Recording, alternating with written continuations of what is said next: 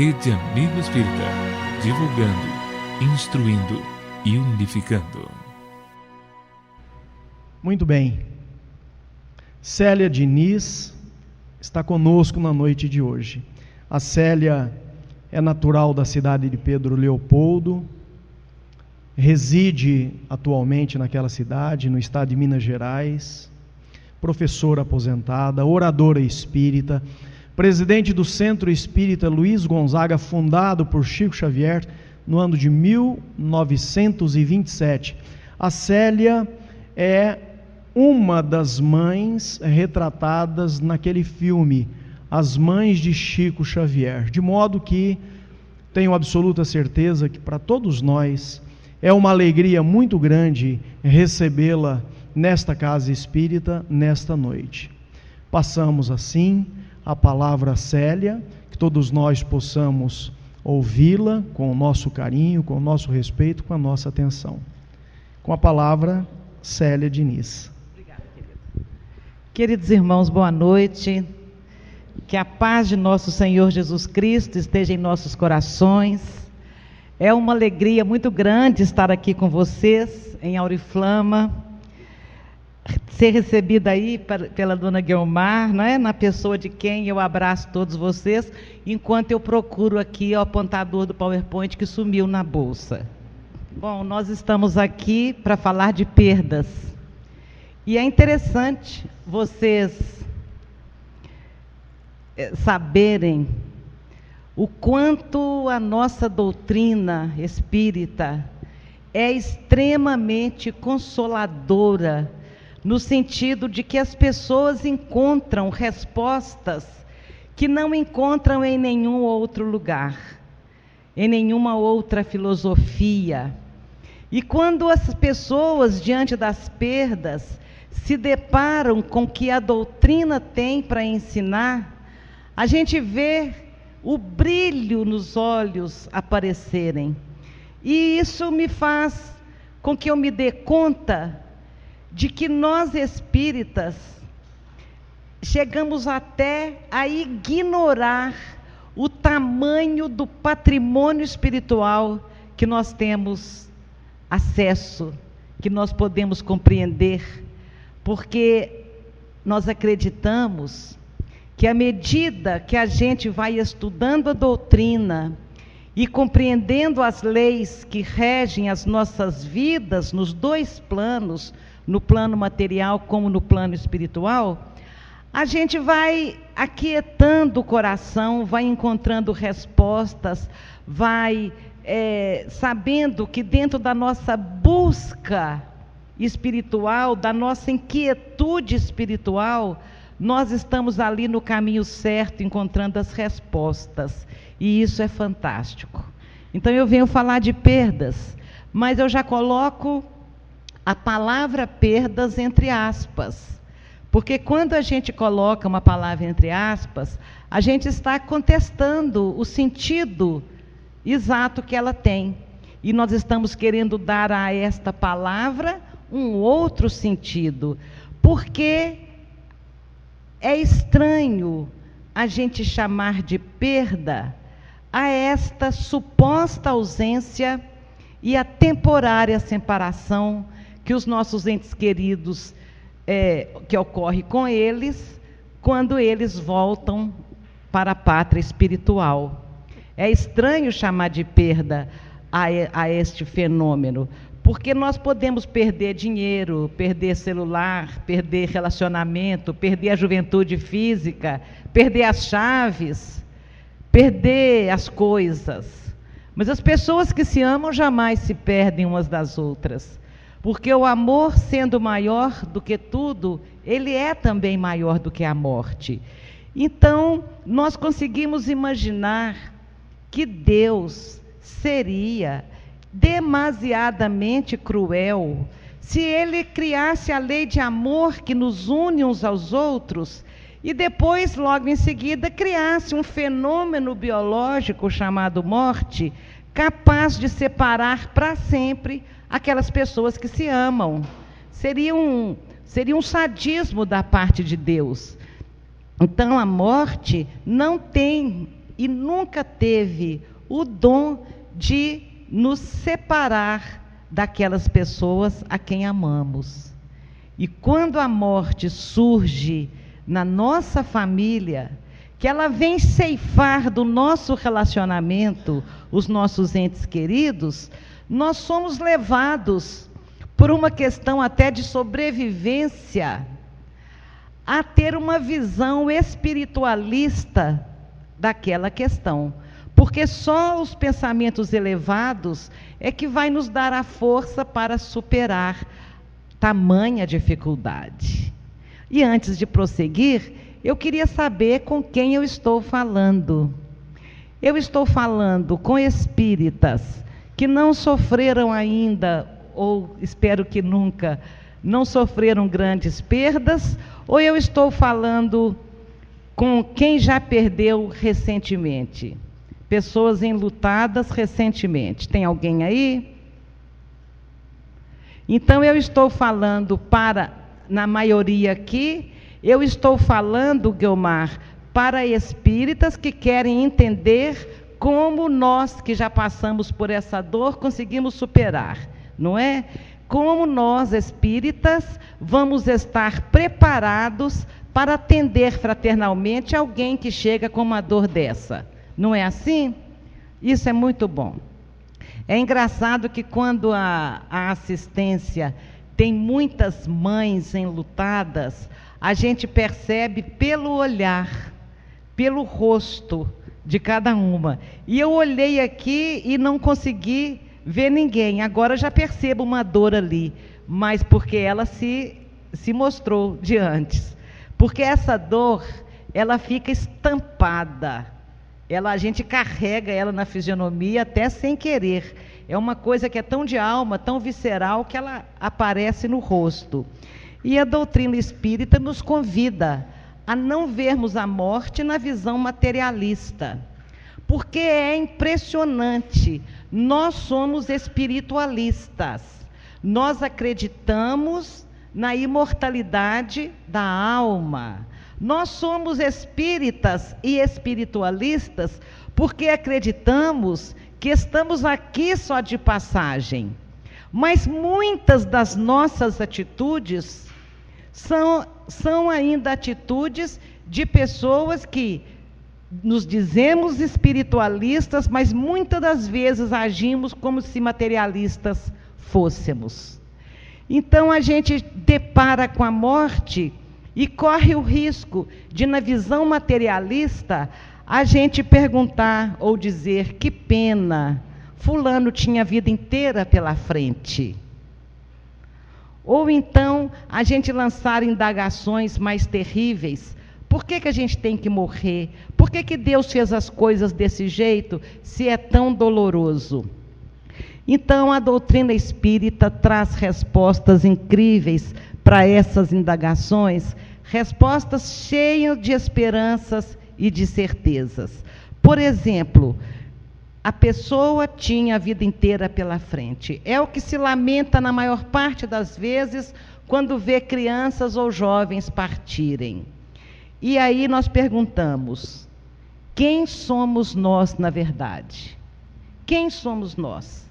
Nós somos um corpo que é provável que tenha um espírito ou uma alma, ou nós somos espíritos que estamos ocupando este corpo momentaneamente?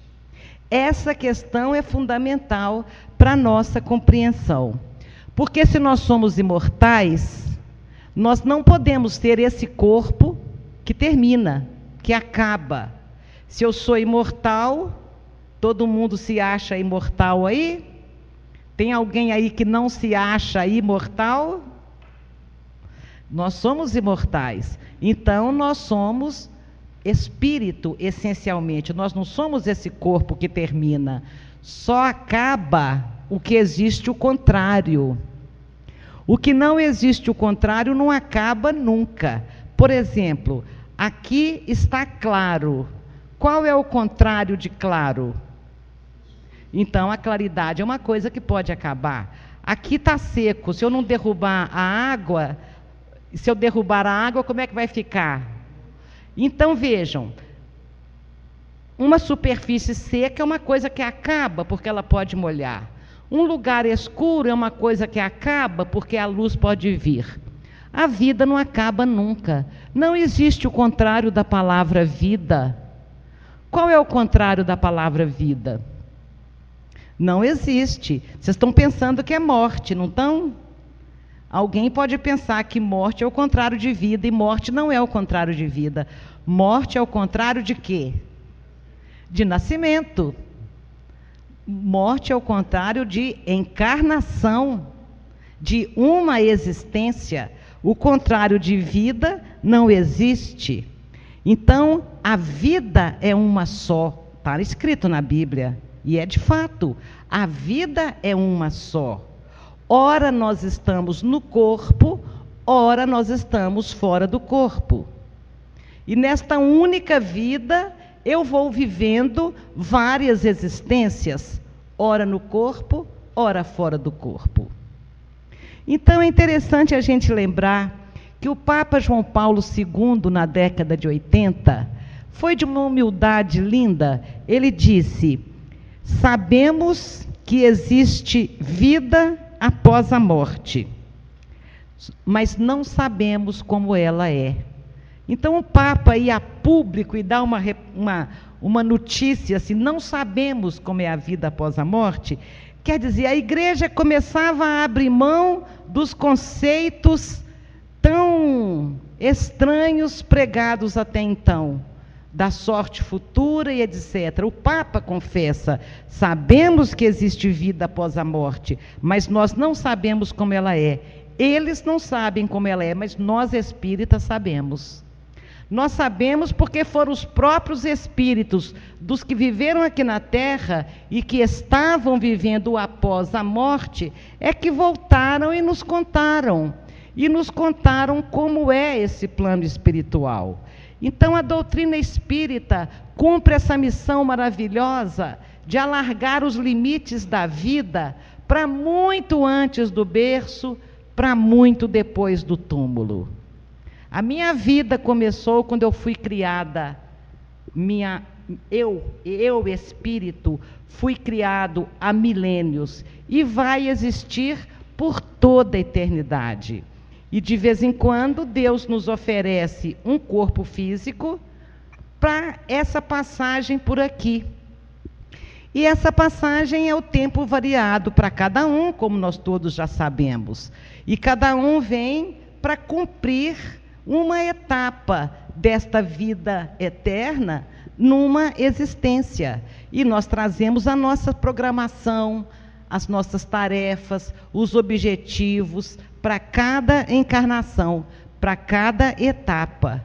Então a gente não teve outra vida e não teremos uma vida futura. A vida é uma só. Aceitamos dentro da própria codificação, a gente vê essa expressão vida futura, vidas passadas, mas a rigor, existências passadas, porque senão eu não vou conseguir compreender que a vida é única e eterna. E Chico Xavier costumava brincar que a gente pode escapar da morte 1000 vezes, mas da vida não tem como escapar. A gente está vivo para sempre. E a morte, então, é apenas isto. Apenas esse momento, essa transição, essa mudança de plano. Um pequeno instante no longo caminho da vida. Ela é vírgula. Ela não é nunca um ponto final. Ela é uma transição. Onde a gente sai da vida eterna e volta para a vida eterna. Então, quem não está familiarizado com essas questões que o Espiritismo também preconiza, pode achar que nós estamos falando da morte como falamos de um simples mudar de cidade, um simples mudar de roupa. Não, nós estamos falando da morte compreendendo perfeitamente que este fenômeno, por mais normal que seja, é algo extremamente doloroso de se passar. Nós não estamos aqui excluindo a existência de sentimentos muito fortes, avassaladores, que violentam a nossa sensibilidade. A gente não está aqui dizendo que não dói. Os próprios espíritos superiores nos dizem que esta é uma das maiores dores que nós podemos encontrar aqui na Terra. E não é a pior dor que pode ser encontrada. Depois, no final, se der tempo, eu falo de uma dor muito pior que essa. Então, a morte, a despedida, é algo extremamente doloroso, principalmente se foi traumática a partida do familiar, se foi uma doença muito rápida, uma morte súbita, se foi por acidente, por violência, onde não teve aquela doença longa ou envelhecer natural, onde cada um pode ter tempo de ir construindo aí o sentimento de luto. Quando a morte pega de surpresa, é mais difícil ainda e nos violenta mais ainda. Quando é por suicídio, então nem se fala. Porque pior do que o nosso ente querido morrer, é ele querer morrer. Traz sentimentos devastadores de fato. Então, o próprio Emmanuel é capaz... Por que não está passando, hein? Será que alguém poderia ficar ali? Então, eu dou um sinalzinho. O próprio Emmanuel nos mostra ver a névoa da morte estampar-se inexorável na fisionomia do que amamos e dar-lhes o adeus indescritível é como despedaçar a própria alma e prosseguir vivendo. Emmanuel ele chega a ser poético nisso aí, né? Ele compreende perfeitamente que a gente sente a alma despedaçada. E o pior de tudo é que a gente tem que continuar vivendo em pedaços, partida, né? Ferida de morte. Então eles reconhecem. Aí fala, bom, se é tão doloroso, por que Deus criou as coisas dessa forma? Por que a gente tem que morrer? Por um motivo muito simples. Nós somos seres espirituais. Nós não somos seres humanos, sabiam? Nós não somos seres humanos. Nós estamos seres humanos. Igual eu não sou de São Paulo. Eu sou de Minas Gerais. Eu estou em São Paulo. Mas eu não sou de São Paulo. Então, nós não somos seres humanos, nós estamos seres humanos. Porque, na verdade, nós somos seres espirituais, fomos criados lá no mundo espiritual, lá é a nossa casa, então, morrer é voltar para casa. Nós somos seres espirituais, vivenciando uma experiência humana, e não o contrário. Quando você entra naquele êxtase, você fala, vivi uma experiência espiritual. A gente é um ser espiritual. Por isso que morrer é voltar para casa. Quando meu filhinho caiu da garupa da bicicleta da babá em 83, ele tinha 3 anos, e eu já era espírita, nasci numa família espírita. O meu pai trabalhou com Chico Xavier na Fazenda Modelo, e lá eu conheci o Chico pequenininho ainda. Então eu já conhecia que a vida continuava, que o meu filhinho estava sendo amparado por alguém, que meu filhinho estaria sendo levado para uma colônia, amparado num lugar de crianças. Eu sabia isso tudo. Mas mesmo assim eu ficava pensando se ele não estava chorando querendo a minha presença, se ele não estava sentindo falta de mim.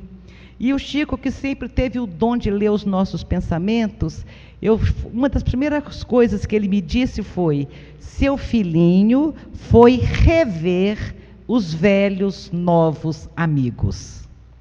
E aí então cai a ficha. Gente, ele voltou para o lugar de onde ele saiu. Ele voltou para a família espiritual, de onde nós todos saímos um dia. Ele está em casa. Lá, logo, logo, ele vai reencontrar os novos afetos. Ele estava simplesmente voltando para o lugar de onde ele tinha saído. Com certeza lá ficou alguém preocupado. Nossa, será que ele não vai sentir minha falta? Não. porque os afetos estão por todo lado, né?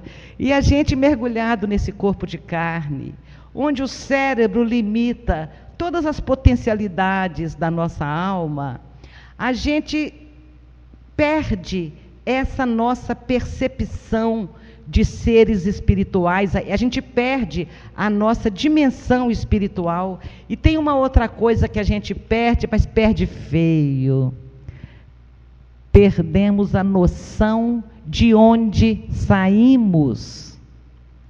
E nós saímos de Deus. Toda a nossa caminhada, essa peregrinação de 40 anos pelo deserto, essa peregrinação é a nossa caminhada evolutiva para voltar para o colo divino de onde saímos. Nós somos filhos de Deus.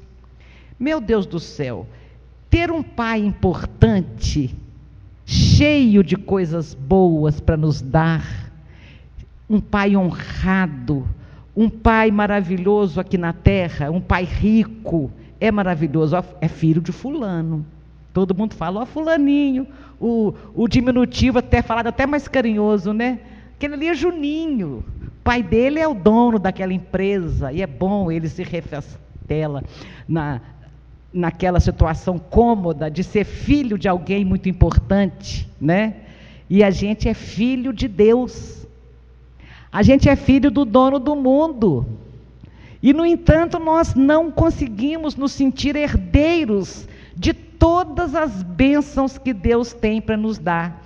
E nós não estamos usufruindo as bênçãos de Deus, que Ele distribui na energia do universo a mancheias, porque nós esquecemos que somos filhos de Deus. Sabe por que a gente esquece? Porque a gente já percebeu, mais ou menos, que a gente não é filho único. E nós temos uma dificuldade enorme de olhar o outro como irmão. E a gente só vai conseguir se inteirar realmente da nossa filiação divina, que somos filhos de Deus, quando a gente conseguir olhar o próximo todos como nossos irmãos. Aí sim, a gente vai sentir as bênçãos de ser filho de Deus. Por enquanto, vivendo cada um para si, a gente vai ter um pouquinho de dificuldade de entender a herança divina que está dentro de nós. É genético, é o DNA divino que corre nas nossas veias espirituais. E é esse DNA divino que os religiosos chamam de centelha divina colocada em nós, está aí meio apagadinha, precisando de desabrochar, deixando desabrochar todas as potencialidades da nossa alma, porque tudo de bom que nós podemos ser, e com certeza seremos, está nesse DNA divino, que faz parte da nossa essência. E estar aqui na Terra hoje é simplesmente no aprendizado de viajar para dentro de si mesmo, para encontrar esta fagulha divina e fazê-la desabrochar. Então, nós estamos aqui na Terra. Deus nos deu um corpo físico para esta viagem e nos deu vários companheiros para viajar conosco. E nós, com esse nosso jeitinho, começamos a taxar esses companheiros de meu pai, minha mãe, meu irmão, meu filho, minha filha. A gente tomou posse dessas vidas, querendo ser os deuses dessas vidas, definindo inclusive que hora que era bom deles voltarem para casa. Se perguntarem qual é a melhor época que você acha para sua mãe morrer, qual a melhor época que você acha que está bom para o seu filho morrer? A resposta é quando? É o quê? Nunca. Porque nós queremos eternizar essas vidas ao nosso lado, como se nós também fôssemos eternos aqui. E nós tomamos posse dessas vidas, chamando de meu, de minha, e perdemos então a noção da verdadeira propriedade. O Evangelho nos ensina o que é nosso, é o que trouxemos, as nossas experiências, o nosso conhecimento, as qualidades morais e os defeitos também. E o que é nosso, o que nós vamos levar ao sair daqui, e nós vamos levar as virtudes que nós tivermos desabrochado no nosso coração, e nós vamos levar o amor que nós despertamos nos companheiros de viagem. Esse amor é maior do que a morte. Só que a gente não pode esquecer que está aqui de passagem. Então, nós vamos perceber que, por exemplo, no caso das crianças, uma criança que retorna ao mais além na primeira infância, quase sempre é um coração profundamente dedicado ao teu progresso espiritual, que apenas regressou ao teu convívio doméstico, a fim de acordar-te para as realidades da alma, através da saudade e do amor. O que Emmanuel está dizendo aí? Emmanuel está dizendo aí que, muitas das vezes, espíritos muito ligados a nós, renascem em nossos lares, para viverem 3 anos, 12 anos, 20 anos, 30 anos, e eles esperam que a partida deles sirvam para despertar em nós os verdadeiros valores que devem reger as nossas vidas. E a dor sempre faz isso, desperta na gente alguma coisa, porque ninguém sai de uma grande dor do mesmo tamanho.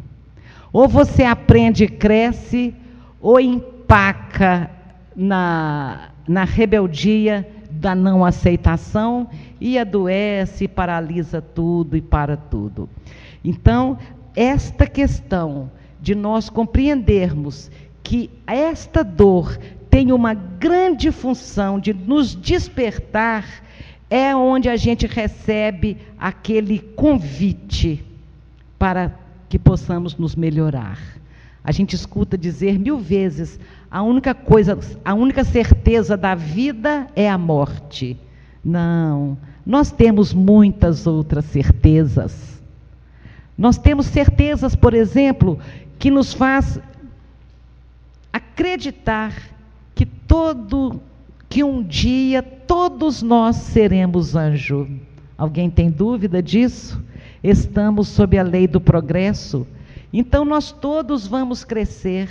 Nós temos muitas certezas. A dor passa. O tempo é o mestre das nossas vidas, mas ele é escravo de Deus. Ele é o Senhor das nossas vidas, mas ele é o escravo de Deus. E Deus usa o tempo para que tudo vá se ajeitando. E nós, quando estamos no plano espiritual, fazemos o nosso planejamento reencarnatório. Levante para mim só o dedo assim, para eu me situar. Se todos vocês já leram alguma coisa a respeito de planejamento reencarnatório. Ok, vamos situar rapidinho. Está lá, eu vou falar a grosso modo, vou falar rapidinho, depois vocês vão atrás da Guiomar e peçam ela livro que explique melhor a situação. Por exemplo, Entre a Terra e o Céu, a série André Luiz e o próprio Kardec, né? Planejamento reencarnatório. Está lá a família espiritual. O espírito que ia chamar Aguinaldo estava lá, o espírito que ia chamar Célia estava lá, e o espírito que ia chamar Rangel estava lá. Mentores mais evoluídos que nós nos reuniu e disse: Rangel precisa nascer para ficar apenas 3 anos no corpo físico. E ele precisa de um pai e de uma mãe. Você, Célia, tem resgates terríveis para realizar. Você, através dessa dor, pode conseguir aí abater alguma coisa na contabilidade divina. E você, Aguinaldo, tem muito que aprender também através da perda. Vocês aceitam serem os pais de Rangel na próxima existência? E a gente, por amor, nós três nos amávamos, então a gente diz, aceitamos. Porque quando a gente está lá na dimensão espiritual, como é que é o planejamento? O planejamento ele vai e fica 3 anos, você fica 80, você fica 90, e depois vocês encontram aqui de novo. E a gente fala, ok, tudo bem. Porque lá, com a noção de eternidade, passar 80 anos aqui é um segundo. E nós perdemos essa noção de eternidade quando estamos mergulhados na carne. E achamos um horror ficar aqui 30, 40 anos após a partida de um filho. Mas isso passa num segundo. Então eu concordei, ele concordou, o menino concordou e nós viemos. Mas esse é só um exemplo, que o caso não foi bem assim. Nós estávamos em Uberaba numa tarde de sábado, almoçando lá com o Chico, e o meu marido tinha uns 4 meses só que o Rangel tinha partido, e o meu marido chorava convulsivamente, saiu da mesa do almoço e foi para uma sala. Uma senhora amiga de Chico o acompanhou, penalizada do estado emocional dele, e falou, meu filho, você precisa de se resignar. Você não pode chorar tanto a vida do seu filho, a partida do seu filho. Você tem que se conformar, porque foi você que pediu para passar por essa dor. E Aguinaldo falava, não pedi não. E a dona falava, pediu, você que pediu. E ele não pedia, ele já estava quase batendo na dona lá fora. Chico falou assim comigo, você viu, Aguinaldo está lembrando, não foi ele quem pediu. Eu falei, fui eu? Tipo, se fui, fala baixo, porque senão ele me acerta na volta para casa, né? Fui eu, ele falou, não, foi o filhinho. Foi o filhinho que pediu, porque ele sabia do imenso amor que une ele e o pai. E ele sabia que a partida dele deixaria uma dor tão profunda que o pai, através da dor, acordaria para as realidades do amor. Então, essa era a nossa questão. A gente jamais pode ver a morte como um castigo. Se a gente pensa que a morte é castigo, a gente nunca vai conseguir compreender a lei de Deus. E nós espíritas precisamos de estudar muito mais sobre essas leis, porque nós não podemos entender esse Deus intervencionista que faz um jogar o carro em cima do outro, que joga um avião com 200 pessoas no chão, que bota fogo numa boate com 240 jovens lá dentro.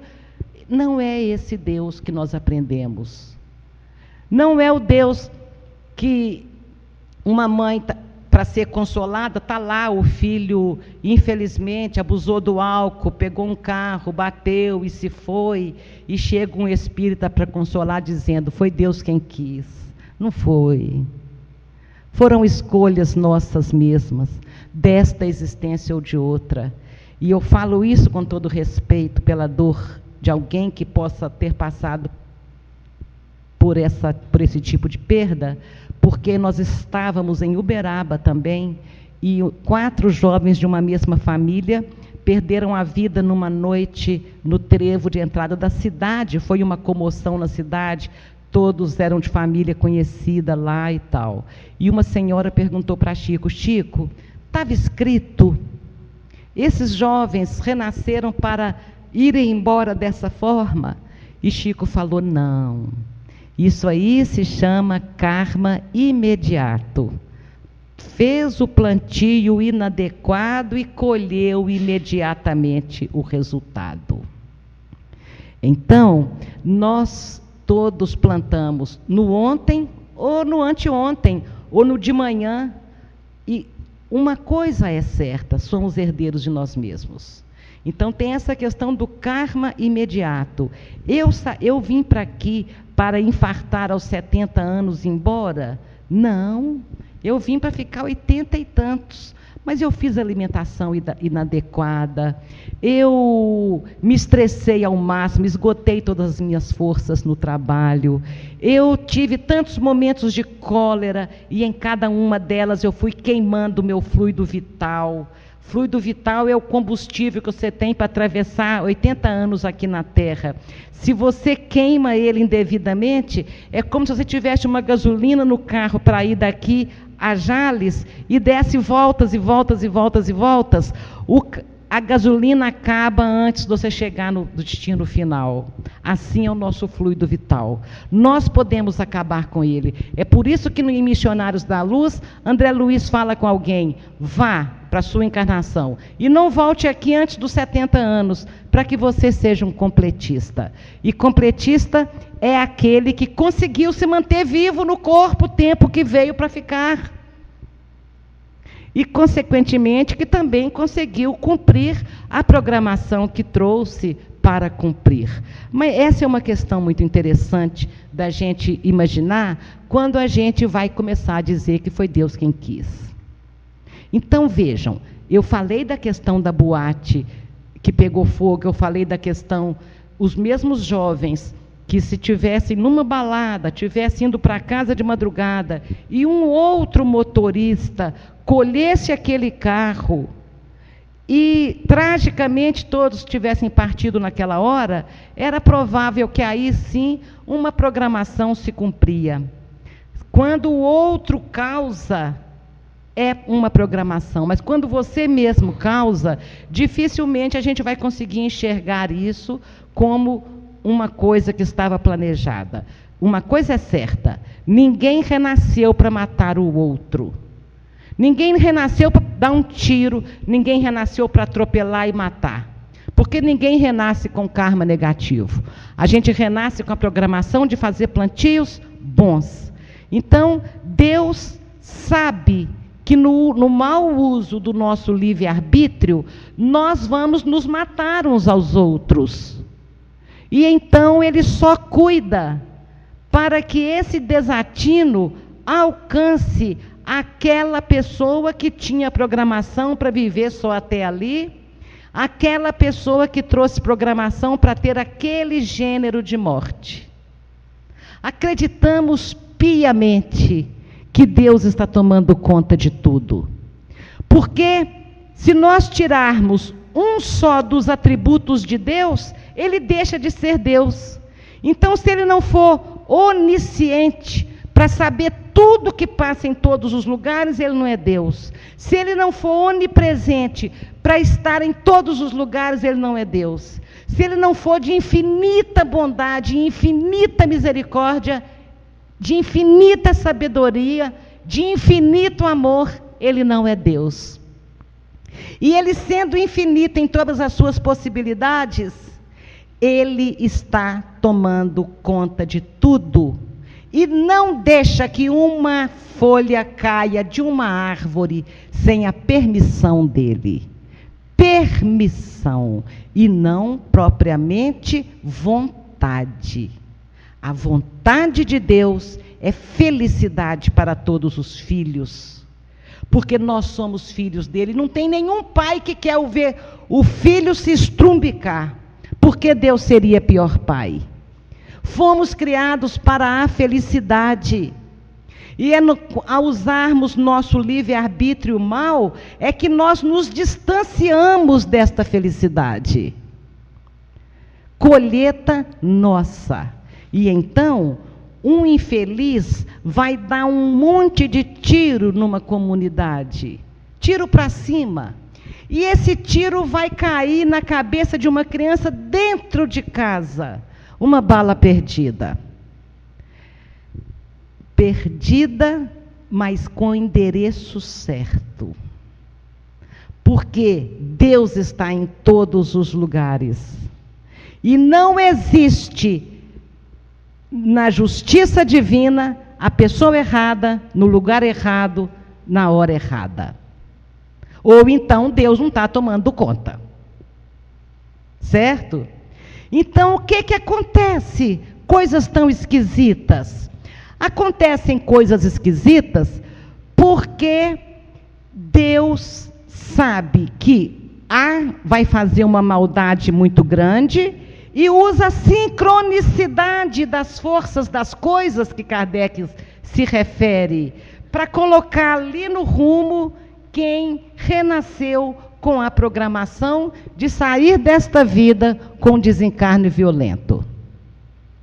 No livro Justiça Divina, psicografia de Chico Xavier, textos de Emmanuel, ele explica que nós, quando estamos no plano espiritual, somos capazes de traçar para nós caminhos extremamente dolorosos, porque nós queremos aplacar a nossa consciência.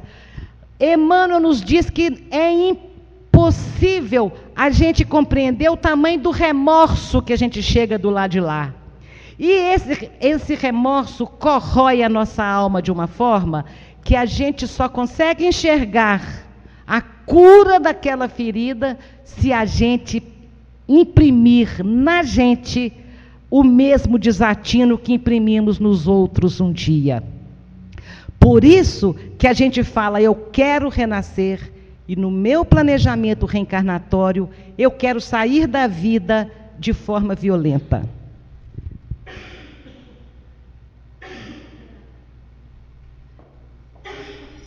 Eu estou um pouquinho gripada. Deu para perceber, né?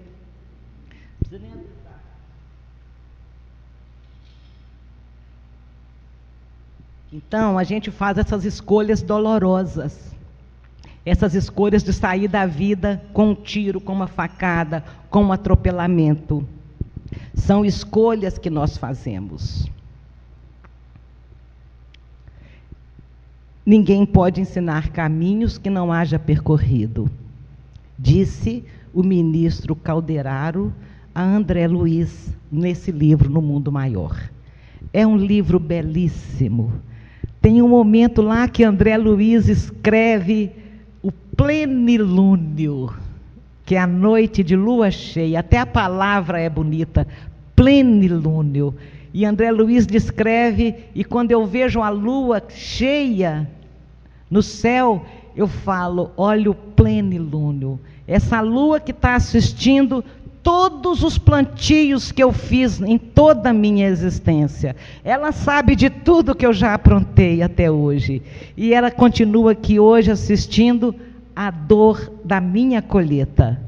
Mas aquele plenilúnio, de uma certa forma, me traz paz. Porque a natureza está cheia de tudo que a gente precisa. Eu não estou ensinando nenhum caminho para ninguém, porque o caminho de superação de luto, o caminho de superação de mim mesma, é um caminho que eu ainda estou percorrendo. Eu não percorri esse caminho ainda. Mas, de qualquer forma, agradeço profundamente aos meus pais que me proporcionaram um berço espírita e que me proporcionaram a convivência com Chico Xavier. Quando meu pai se vai, aos 66 anos de idade, eu tive um grande ensinamento, uma grande certeza, que tenho levado essas certezas para muitas mães. O Chico nos conta que Dr. Bezerra chegou perto dele em Uberaba e disse, vamos ao hospital em Belo Horizonte, que está na hora de desligar os últimos laços que prendem o corpo do Lico, o perispírito do Lico ao corpo. Vamos lá para ajudar a desligar o Lico. E o meu pai tinha sido atropelado por um caminhão enquanto construía casinhas para os assistidos do centro na periferia da cidade. E o Chico conta que o meu pai sai do corpo assim, meio a vista meio enovoada, e alguém diz, pai, não está me conhecendo, eu cresci. E meu pai vira e depara-se com a minha irmã Deise, que 7 anos antes, a caçula, aos 9 anos, tinha sido também atropelada por um caminhão. E ali estava a filhinha, esperando por ele na pátria espiritual. Ele abraça a filha. A certeza do reencontro é o que eu passo para todas as pessoas que perderam um ente querido. Todos vamos reencontrar os nossos entes queridos. O meu pai conta na mensagem esse momento, depois, 2 anos depois, ele dá uma mensagem, e eu acho tão bonita aquela frase final ali. Lembrei-me que ela também sofreu um peso de um caminhão na separação e chorei, tomado de uma alegria que era sofrimento, e de um sofrimento que se transformava em alegria. Achei que ele sintetizou o momento de uma forma extraordinária. E eu comecei a querer também isso para mim. Quando chegou a minha vez, Chico me disse: seu pai manda te dizer, para você suportar a sua dor com dignidade, que um dia você vai dizer: graças a Deus reencontrei meu filho. E eu sabia que para eu merecer isso, eu precisava de sair dessa existência melhor do que cheguei. E escolhi esse caminho aí. É o caminho que eu estou aprendendo a percorrer, e sei que um dia, na exata combinação entre misericórdia divina e merecimento, nós vamos viver essa indescritível felicidade na pátria espiritual de reencontrar todos os nossos entes queridos. A minha mãe é uma pessoa que me ensinou muito também. Ela tem aí uma mancha na testa.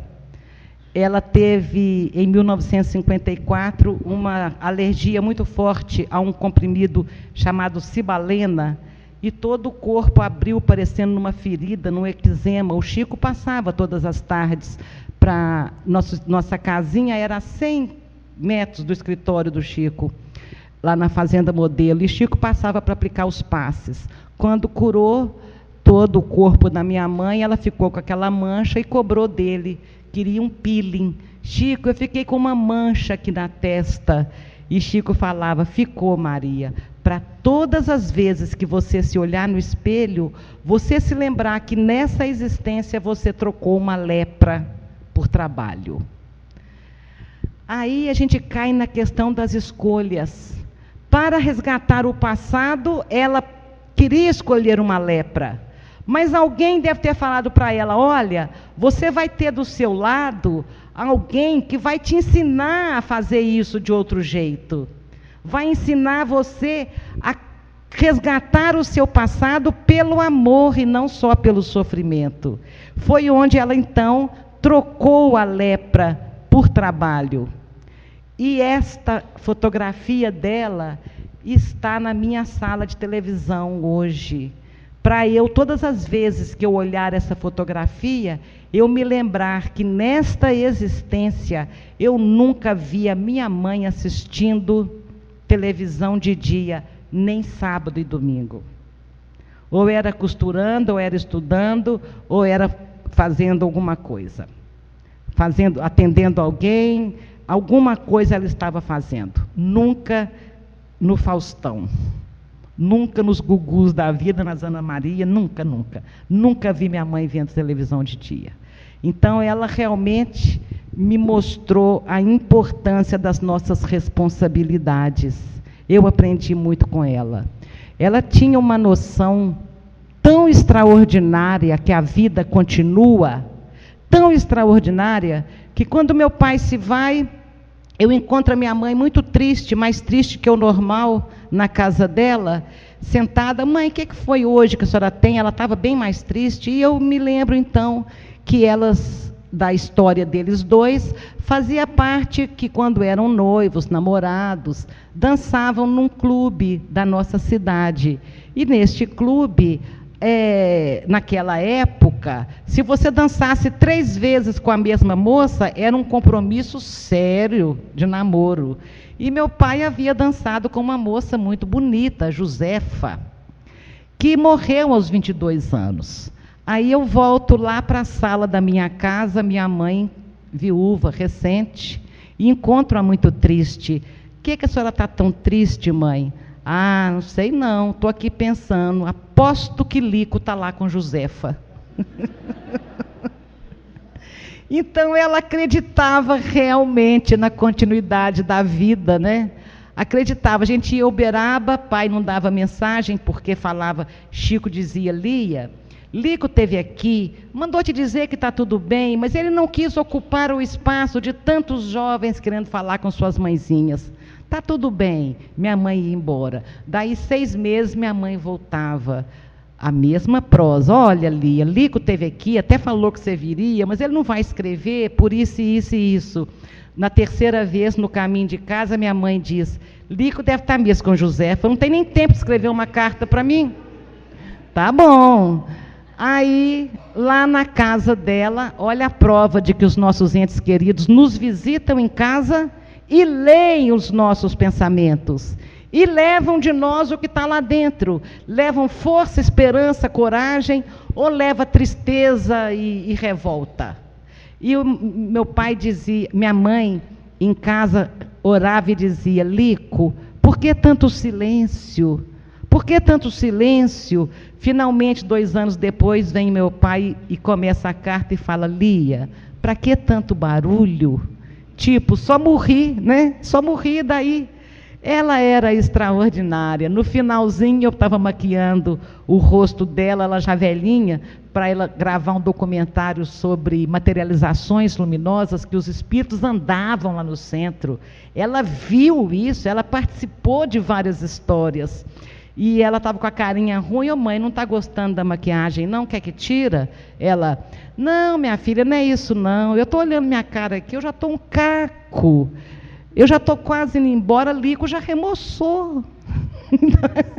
Ela estava preocupada com a carinha velha que ela ia chegar lá e o espírito vai rejuvenescendo, né? Ela não queria enfrentar essa barra. O certo é que o ciúme era tanto que quando esta carta que eu mostrei aí para vocês, o meu pai termina pedindo ela em casamento de novo e dizendo que estava esperando por ela. A coisa mudou toda, ela mudou o status de viúva para noiva póstuma. Não era a melhor coisa do mundo, não, mas já estava bem melhor do que estava antes. E ela mostrava aquela carta para todo mundo. O Chico me dizia: o seu filhinho hoje é uma alma extremamente agradecida a você, que aceitou dar a ele um corpinho, mesmo que fosse para ficar pouco tempo. O meu filho trouxe um aneurisma que romperia com queda ou sem queda. Por isso que nesse diálogo aí do filme, as pessoas me perguntavam, quando esse filme foi lançado: é verdade que Chico te falou aquilo? Aí é assim, o diálogo aí é assim: você perdoou a babá, não é, minha filha? E eu perdoei a babá. A babá tinha 16 anos, passeou com meu filho na bicicleta grande, desapropriada para carregá-lo, em vez da bicicleta própria para criança, para conduzir uma criança. E ela falava para mim: eu matei seu filho, você me perdoa? Eu matei seu filho. Eu: não matou, pelo amor de Deus, Sonzinha, vai olhar os outros 2. E ela insistindo no perdão, eu concedi o perdão que não precisava e falei com ela: olha, você não é responsável pela morte do meu filho. Você é responsável pela queda. Ele poderia não ter morrido de uma quedinha tão boba. Tira isso da sua cabeça, você não é responsável pela morte. Chega em Uberaba e o Chico me diz: perdoou a babá, né, minha filha? Sem nem perguntar nada, ele sabia de tudo. E eu, olhando nos olhos dele, disse: perdoei, Chico.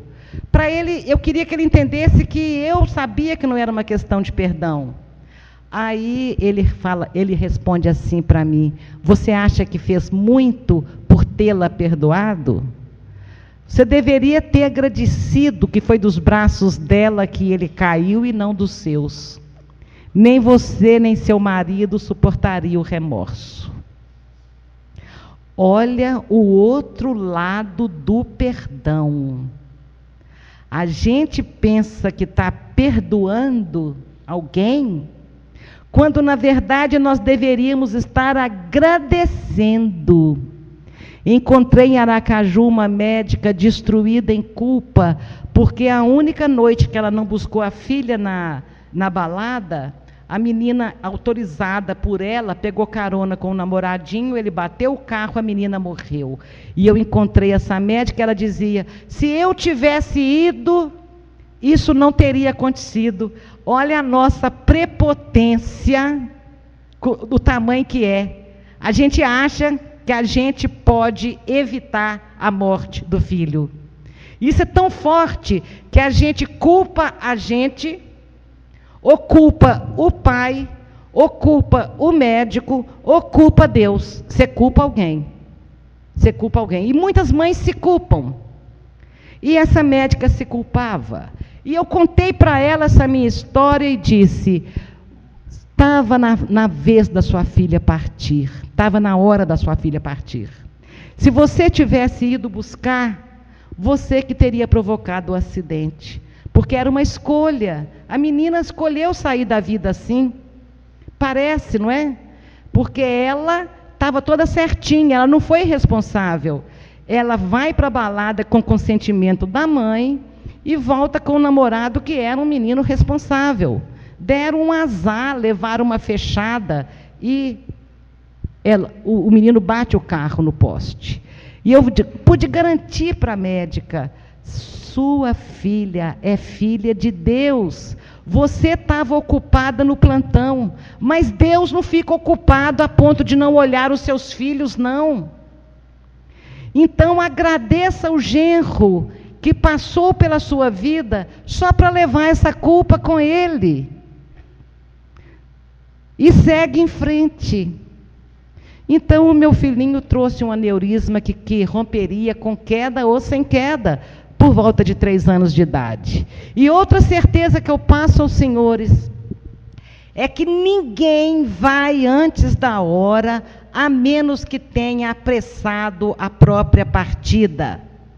Com suicídiozinhos de cada dia, através da cólera, da má alimentação, conforme a gente já colocou, com suicídiozinhos de cada dia, nós podemos abreviar o nosso tempo. Mas ninguém vai antes da hora, porque Deus não permite. Deus não viola o nosso livre-arbítrio. Quando a gente quer escangalhar a própria vida, a gente vai. Mas se a gente está cuidando tudo certinho, não vai não. Porque, vejam, na minha sala de televisão, tinham 14 almofadas. Desculpa, ele fica doido comigo. Com a minha atitude. Que eu saio do rumo e eu esqueço. Na minha sala de televisão são 14 almofadas, os meus 3 filhos jogavam essas almofadas no chão e ficavam pulando ali em cima. Chico, que nunca entrou, até então nunca tinha entrado na minha casa, porque depois ele me visita na minha casa em Pedro Leopoldo, levando o máximo de amor que ele tinha. Ele nunca tinha entrado na minha casa, e ele descreve a sala de televisão, descreve a brincadeira, e descreve que o meu pai, desencarnado há 4 anos, ficava segurando a cabecinha do Rangel, para que ela não batesse na parede da alvenaria, e ele partisse antes da hora. Se para Deus, uma criancinha de 3 anos, que não tem um passarinho para dar água de responsabilidade aqui na terra, ainda, se para Deus faz diferença partir em abril, em junho ou em agosto, claro que para todos nós faz diferença para Deus a nossa partida. E Ele está cuidando para que ninguém parta antes da hora. Então, nós vamos compreender que nesta vida a bala perdida, os atropelamentos, são injustiças. Existem injustiças, mas não existem injustiçados, porque Deus não permite. Deus está tomando conta de tudo. Ai do mundo por causa dos escândalos, porque é necessário que venham os escândalos, mas ai daquele por quem o escândalo vem. Então, ai do médico que não atendeu direito e o paciente se foi. Ai do motorista irresponsável e embriagado. Ai do marginal que empunhou uma arma e deu tiro para qualquer lado. Ai desses que trazem a dor. Mas essa dor trazida não alcança a quem não está na programação de ser alcançado. Os que trazem esses escândalos, estão se comprometendo diante da contabilidade divina, mas nós estamos sobre a égide das leis de Deus. E essas leis têm a característica do próprio Deus, são eternas, perfeitas e imutáveis. Então, estas leis que regem as nossas vidas. Ninguém renasceu para trazer o escândalo, mas o escândalo existe. O mal não foi criado por Deus, mesmo porque o mal não tem existência própria. Ele é só a ausência do bem. Assim que o bem se faz, o mal acaba. E ele não foi criado por Deus. Então nós escolhemos esses resgates dolorosos. Talvez por isso o Chico tenha me dito que eu era uma pessoa muito privilegiada, porque para mim a dor chegou depois do Evangelho. Mesmo assim, chega rebentando. Mas a gente que sofre com conhecimento de causa, e é isso que as pessoas enlutadas vão encontrar na doutrina, esta consolação, porque elas vão conceber um Deus, elas vão entender um Deus tão justo, tão poderoso e tão bom, que ela vai começar a ter uma outra ótica da sua própria perda e vai analisar, e ela vai encontrar Deus. Porque a coisa mais sensacional dessa doutrina é a gente enxergar Deus através das nossas lágrimas. Porque a gente só vê Deus na vida da gente assim. Deus foi tão bom para mim outro dia, como se ele não fosse bom os dias todos. Deus foi tão bom para mim que eu consegui a vaga no estacionamento assim que eu cheguei.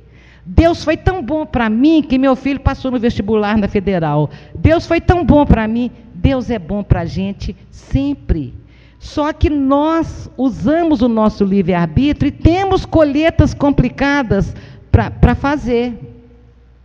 Por isso, tudo se complica para cima de nós.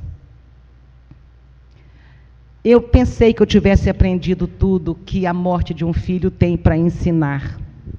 E não. Em 2006, uma dengue hemorrágica levou a minha filhinha de 27 anos. Foi uma perda totalmente diferente da outra, porque a Mariana Rangel estava com 3 anos. A reencarnação não estava totalmente consolidada.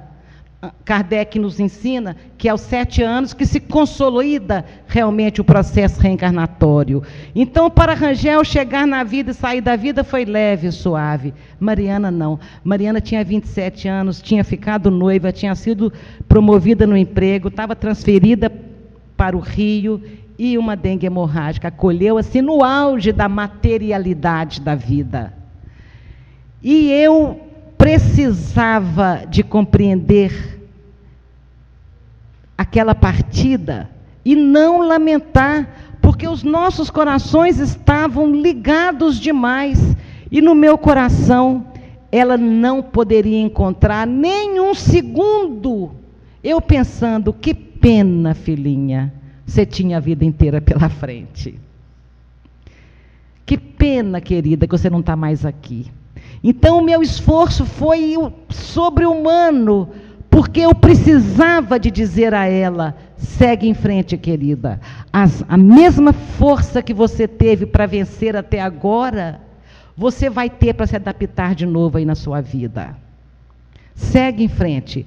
Está tudo certo, você é uma menina forte, eu também sou, e nós duas vamos dar conta dessa separação. E eu precisava de mandar isso para ela. Eu tive um desafio enorme, não morrer de tristeza.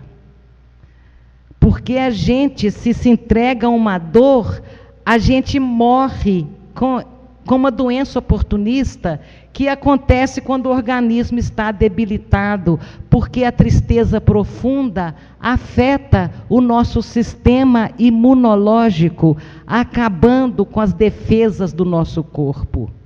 Então, eu precisava de não morrer de tristeza, através de uma doença oportunista que chegasse. E aí, tá bom, eu precisava de aprender. Eu precisava de aprender que somos todos filhos de Deus. Eu precisava de aprender que aquela não era a minha filha, era a filha de Deus. Eu precisava de aprender o verdadeiro amor, porque é muito fácil amar uma menina linda que chega, amar menino feio que chega, porque não tem filho feio para os olhos da mãe. É muito fácil amar o filho que chega, até os animais o fazem. Mas o verdadeiro amor a gente aprende na hora de entregar de volta, que é o amor que não quer a presença, é o amor que não quer que satisfaça as necessidades nossas, é o amor doação. Era isso que eu tinha que aprender e estou tentando aprender ainda. E pude entender por que uma coisa que vinha lá desde a evangelização, que Moisés vem pelejando com a gente, amar a Deus acima de todas as coisas. E eu não concordava. Por que eu tenho que amar a Deus acima do meu pai, da minha mãe, dos meus filhos, dos meus amores? Por que eu devo amar um Deus que eu não sei nem bem como é? Mais do que eu amo esse povo aqui que eu amo. E quando eu tive que entregar a minha filha de volta, eu compreendi. Porque só amando a Deus acima de todas as coisas, só amando a Deus acima do amor que você tem ao próprio filho, que você consegue entregar. E não vira um peso na vida do filho. A sua dor não vira aguilhão perfurando cada centímetro da alma de um filho. Foi isso que eu tive que aprender. Então é amar a Deus sobre todas as coisas. Foi o grande aprendizado. O homem se eleva em oração e Deus se inclina em misericórdia. Sem segurar na mão de Deus não é possível. E todas as vezes que a gente orar, a gente está se elevando em oração. E Deus se abaixando em misericórdia. E a força que nos chega dos planos siderais é algo que ninguém conhece. Porque as pessoas falam assim, eu não daria conta de perder um filho. E eu costumo brincar, Deus não desperdiça força com quem não está precisando. Se o seu filho está com você, para que ele vai te dar a força agora de não perdê-lo? Ele vai te dar a força se você precisar dela. Porque todas as vezes que nós precisamos, o almoxerifado divino está lotado. É só bater na porta. O meu outro grande motivo era o meu filho mais velho. Ele já estava sofrendo o suficiente a partida da irmã, que era amiga, eles tinham 1 ano e 4 meses de diferença um do outro, a mesma turma de amigos. E no meu aniversário, no Natal, no Dia das Mães, é natural, é comum as mães se fecharem na própria dor. Não quero Natal, não quero aniversário, não quero Dia das Mães. E o meu filho se aproximava de mim, olhava nos meus olhos, e ele queria encontrar um pingo só de alegria, porque ele estava ali do meu lado. E não era justo a dor da ausência ser maior do que a alegria da presença. Todos eram filhos. E foi sorrindo para ele, para que ele se sentisse um pouco melhor, foi esquecendo a minha dor para sorrir para ele, que eu aprendi a sorrir para a vida de novo, e ver que a vida é bela, e continuava bela. O corpo machucado descansa nas mãos de Maria. Ela chora um pranto silencioso que atravessa o tempo e consola até hoje outras mães que veem seus filhos crescerem para um mundo impiedoso, para uma violência cruel. Esta é a maior dor do mundo: perder o filho para a vida, perder para as drogas, perder para a insanidade que está aí sumida, espalhada pelo mundo. Uma pessoa da minha cidade chegou para mim 3 meses após a partida da minha filha e me disse: minha dor é maior do que a sua. E eu aprendi com Chico Xavier que quando você está com a perna amputada, você não tem o direito de menosprezar a dor de quem está reclamando a unha encravada. E eu concordei com ela. Mas quando ela me expôs, eu concordei de fato. Ela disse: minha filha se droga. Tem 3 meses que eu não sei onde ela está. Se ela está se prostituindo para drogar, se ela está traficando para drogar, ou se ela está morta por dívida de tráfico. Eu não sei onde está minha filha há 3 meses, e você sabe onde está a sua. A dor dela era muito maior. Eu sei onde está a minha filha. Muito melhor do que se estivesse aqui comigo, porque ela está com Deus. Que Jesus nos abençoe e que Nossa Senhora nos ampare a todos. Muito obrigada.